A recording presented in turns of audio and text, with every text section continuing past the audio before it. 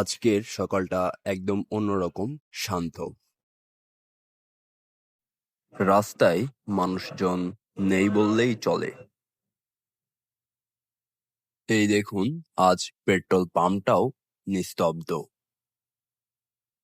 সাধারণত এখানে ভিড় থাকে, কিন্তু আজ একদম শান্ত। শুধু দাঁড়িয়ে আছে মেশিনগুলো, যেন অপেক্ষা করছে।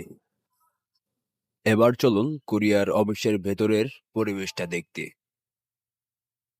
এখানেও আজ মানুষজনের চলাচল নেই। শান্ত পরিবেশ, শুধু গাছপালার নড়াচড়া আর পাখিদের ডাক সকালটাকে আরো সুন্দর করে তুলেছে। এমন সকাল একদম মনটা হালকা করে দেয়। আপনাদের কাছে কেমন লাগলো এই শান্ত সকালটা?